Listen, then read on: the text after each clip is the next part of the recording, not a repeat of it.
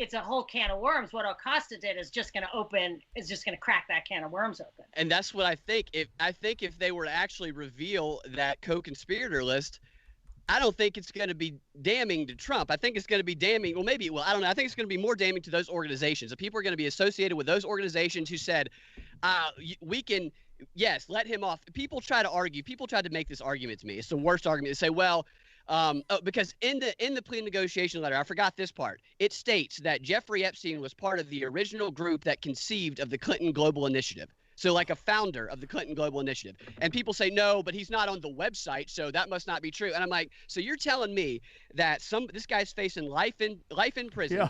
And on the basis of this letter, he gets it down to 18 months, served 13, and that the lawyer used the Clintons as a reference point, the Council on Foreign Relations, the Trilateral Commission, the Rockefellers. He used all these people as a reference point, but he was lying about it, and they granted the deal anyway without checking with them first. No, they gave their stamp of approval. I mean, So they're the ones who don't want that thing exposed. I couldn't agree more, dude. It's unbelievable the bullshit that's involved with this fucking chick. But it goes a little deeper than that, because the guy on the other side of the Acosta negotiation was Ken Starr. Oh my God! Act like he was anti-Clinton, but he actually covered up the Vince Foster. So the guy who was the investigator government investigator investigating the Vince Foster death, Miguel Rodriguez,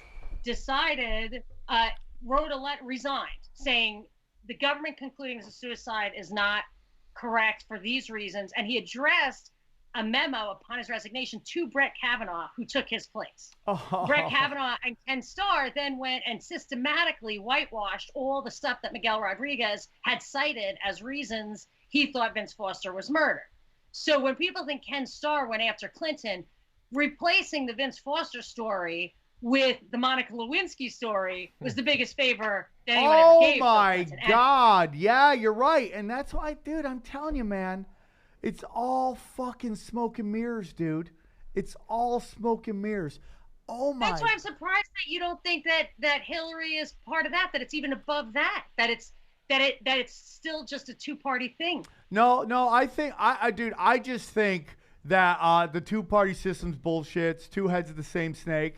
I do think she participated in straight up child sex trafficking, and maybe they're just putting this out to destroy her, like her. But I feel like the sex trafficking stuff, maybe it's for money, maybe it's for blackmail, but I don't think it's because she likes to smear blood on kids and eat pizza off their bellies. I think that maybe it's true. Maybe I'm not. I think she's a straight up Luciferian. I think she's like, there's people who wrote books about her going to fucking Haiti and learning about voodoo and all that shit. Haiti is interesting. We'll get into that. I want to get into the next case, which is 2000. Can I tell you one more thing about the Epstein? Yeah. Epstein, after he got out, compared what he did